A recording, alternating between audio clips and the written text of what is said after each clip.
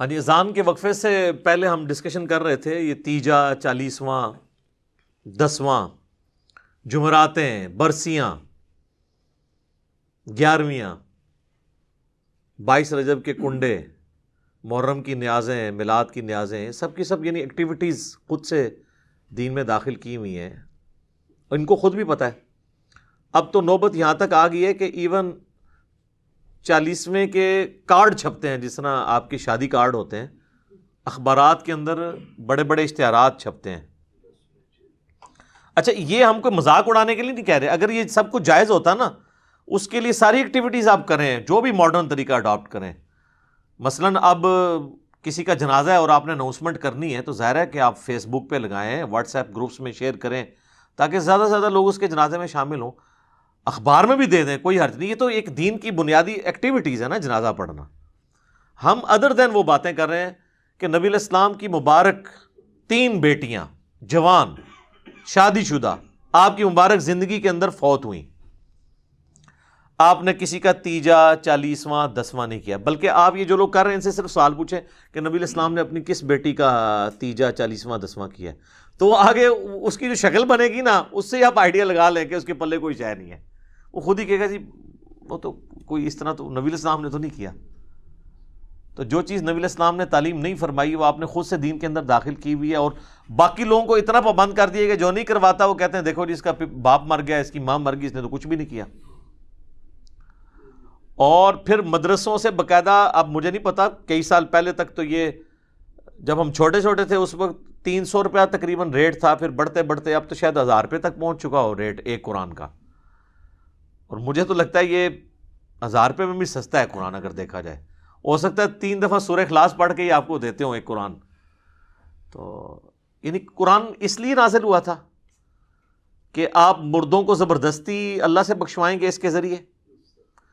آپ کے پنجاب میں ایسی جگہ بھی ہیں جہاں پر 40 دن کے لیے خیمہ لگ جاتا ہے قبر کے اوپر، اور شفٹوں میں حافظ قرآن پڑھ رہے ہوتے ہیں، اور ان کا یہ عقیدہ ہے کہ بھی جیسے ہی لوگ یہاں سے ہٹتے ہیں نا، پھر فرشتے آتے ہیں سوال کے لیے، وہ کہتے ہیں 40 دن آتے رہیں گے، تنگ آ کے چھوڑ ہی دیں گے۔ ہاں ٹھیک ہے نا، وہ 40 دن پورے کرواتے ہیں۔ اس لیے میں کہتا ہوں کہ جی قرآن تو امتیوں نے ایسا پڑھا ہے کہ نعوذ باللہ صحابہ کو بھی شرمندہ کرے۔ بھئی کسی صحابی کے مرنے پہ تو 40 دن تک تو وہ قرآن نہیں اس کی قبر پہ پڑھتا ہوگا، یعنی امت نے سلف کو بھی شرمندہ کر دیا ہے، خلف نے سلف کو شرمندہ کر دیا ہے، اتنا زیادہ قرآن پڑھا ہے۔ اور ان لوگوں کی قبروں پہ جنہوں نے اپنی زندگی میں قرآن کو اتنا سیریس نہیں لیا کہ وہ قرآن پڑھ کے دیکھیں کہ اللہ تعالیٰ ہم سے کیا ڈیمانڈ کر رہا ہے، ان کے بارے میں تو اکثریت کی تو یہی حالت ہونی جو سورۃ الفرقان میں آیا ہے، آیت نمبر 30 کے اندر، وقال الرسول یا ربی ان قوم اتخذوا هذا القرآن مہجورا۔ رسول اللہ شکایت کریں گے کہ میری امت نے قرآن کو پیٹھ کے پیچھے ڈال دیا تھا، میری قوم نے قرآن کو پیٹھ کے پیچھے ڈال دیا تھا۔ صحیح مسلم میں حدیث ہے، القرآن حجت لک او علیک، یا قرآن تیرے حق میں حجت ہوگا یا تیرے خلاف حجت بنے گا قیامت والے دن۔ تو یہ بڑا خطرناک معاملہ ہے۔ بھئی قرآن آپ نے خود کھول کے دیکھا نہیں ہے، بڑا کہا جاتا ہے جی قرآن سب سے زیادہ پڑھی جانے والی کتاب ہے، لیکن قرآن سب سے زیادہ بغیر سمجھ کے پڑھی جانے والی کتاب ہے، یہ اس کا تاریخ پہلو ہے۔ آپ کوئی اخبار اور میگزین بھی بغیر سمجھ کے نہیں پڑھتے۔ آپ دیکھیں پرانے زمانے میں جو بوڑھے پڑھے لکھے نہیں ہوتے تھے نا، تو وہ دکانوں پہ جا کے نا کوئی ایسا بندہ ڈھونڈتے تھے جو اردو پڑھ سکتا تھا، تو اسے اخبار دے کے کہتے تھے کہ پڑھ سنا آج کیا خبر میں ہے۔ لیکن وہ جن بابوں کو آپ یاد کرتے ہیں نا، ان بابوں کے بارے میں آپ کو یہ کبھی نہیں ملے گا کہ انہوں نے کبھی قرآن پکڑ کے مولوی کو دیا ہو کہ پڑھ بتا مجھے بتا اللہ نے کیا لکھا ہے۔ بزرگ ساڈے ماشاءاللہ جتنے بڑے پرہیزگار سے سانو پتہ ہے، لوگ ویسے بزرگوں کو یاد کر کر کے روتے ہیں۔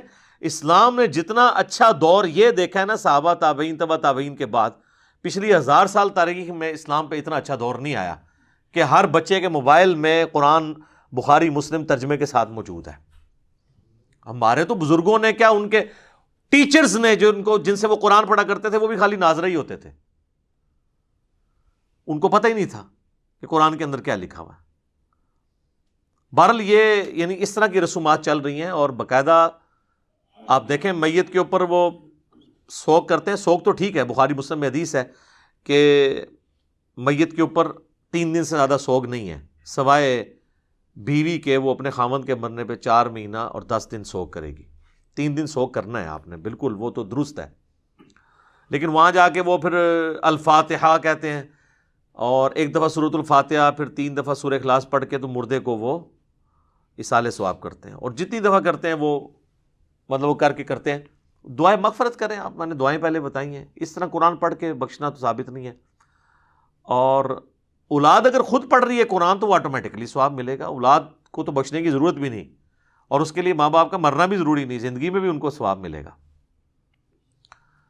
پھر وہ کلمہ بھی پڑھا جاتا ہے. کہتے ہیں جی 70,000 دفعہ کلمہ جس نے اپنی زندگی میں پڑھ لیا وہ بخشا گیا. اور کئی جو بوڑھیاں ہیں، بوڑھے ہیں، انہوں نے اپنے لیے پڑھ کے رکھے ہوتے ہیں اور ایکسٹرا پیکج بھی بنا کے رکھے ہوتے ہیں. انہوں نے اپنے کوئی قریبی فوت ہو جائے نا تو اس کو کہتے ہیں یار یہ میری طرف سے 70,000 دفعہ، مراد یہ کہ یہ لے جنت کا ٹکٹ. اور یہ بڑے بڑے ذمہ دار علماء نے یہ کام کیا ہے. آپ فضائل اعمال ذرا کھول کے دیکھ لیں، اس کے اندر ایک واقعہ موجود ہے. نبی الاسلام کی وفات سے آلموسٹ 650 سال کے بعد کا یہ واقعہ ہے، کیونکہ وہ شیخ قرطبی جو ہیں وہ ان کا ٹائم پیریڈ یہی بنتا ہے. وہ کہتے ہیں جی شیخ قرطبی کا بیان ہے. شیخ قرطبی کو بھی بیچارے کو نہیں پتا ہوگا، اس کی طرف ایک منسوب ہے. شیخ زکریا کاندھلی فضائل اعمال میں لکھتے ہیں کہ انہوں نے نا وہ ایک ایسے نوجوان سے ملے کہ جسے کشف ہو جایا کرتا تھا کہ کون جنت میں ہے اور کون جہنم میں. اللہ اکبر. صحابہ کو نہیں ہوتا تھا. آپ حدیث سن چکے ہیں بخاری مسلم کی کہ وہ نبی الاسلام کی برکت سے وہ جو 2 قبر والوں کے اوپر جو ٹہنی کی وجہ سے عذاب کی تخفیف ہوئی، صحابہ کو نہیں پتا چلا کہ اس کے اندر کیا ہو رہا ہے. حضور نہیں بتایا.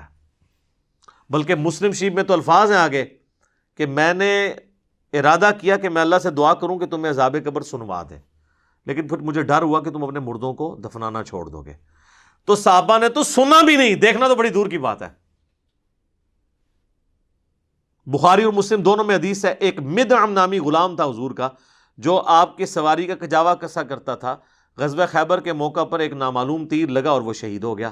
صحابہ نے کہا یہ تو سیدھا جنتی ہے، حضور کا خدمت گزار ہے. ظاہر ہے جی ہم بھی ہوں تو یہی کہیں. آپ فرمایا تم جنت کی بشارت دے رہے ہو. اس نے مال غنیمت سے ایک چادر چوری کی تھی، اللہ نے مجھے دکھایا، وہ آگ کی بنا کے اس پہ ڈال دی گئی ہے. اب باقی اصحاب میں سے اگر کسی نے ایک رسی بھی چھوٹی سی یہ سمجھ کے اٹھائی کہ مال غنیمت میں اس کی کیا ویٹیج ہے اور گھر لے گیا تھا، فوراً گھروں کو باغے لا کے حضور کے پاس جمع کروائی کہ بھئی یہ آپ ہوتے تو آپ کہتے جو کچھ بھی ہیں تیرے محبوب کی امت سے ہیں. تو محبوب کے ساتھ جو ڈائریکٹلی اٹیچ بندہ ہے اس کو اس نسبت نے کام نہیں دیا جب اس نے کام غلط کیا. کیونکہ محبوب کے ساتھ تو آپ کی رشتہ داری ہو سکتی ہے، اللہ کا کوئی رشتہ دار نہیں ہے سر. اللہ کے ساتھ کسی کی رشتہ داری نہیں ہے. تو آپ جو مرضی لوگوں کے بارے میں فیصلہ کریں. بال وہ شیخ قرطبی کہتے ہیں کہ جی اس نے نوجوان نے چیخ ماری، اس نے کہا میری ماں کو جہنم کی جانب لے کے جا رہے ہیں فرشتے. تو وہ شیخ کہتے ہیں کہ میں نے دل میں ارادہ کیا کہ میں نے یہ سنا ہے کہ جو 70,000 دفعہ کلمہ پڑھ لے اس کی مغفرت ہو جاتی ہے. تو کہتے ہیں میں نے اس کی تصدیق کرنی تھی کہ یہ جو کہتے ہیں نا آواز آئی، پتہ نہیں یہ آواز ٹھیک آئی ہوئی ہے کہ غلط، قرآن حدیث میں تو کہیں نہیں ہے.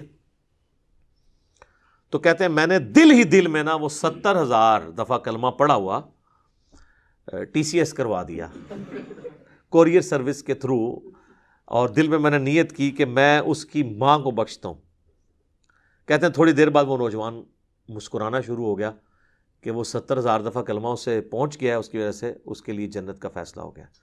اور شیخ فرماتے ہیں مجھے اس واقعے سے 2 چیزوں کی تصدیق ہو گئی. ایک تو یہ تصدیق ہوگی کہ یہ صاحب کشف جو ہے یہ صحیح ہے، واقعی اس نے دیکھا ہے، یعنی وہ جہنم سے جنت کا فیصلہ ہوا ہے. دوسرا مجھے یہ بھی تصدیق ہوگی کہ 70,000 دفعہ کلمہ اگر کسی کو TCS کروا دیا جائے ارجنٹ میل سروس کے تھرو تو اس کی وجہ سے اس کی مغفرت ہو جاتی ہے. یہ ان کا معیار ہے چیزوں کو چیک کرنے کا، کہانیاں بنانے کا، ان میں رنگ بھرنے کا.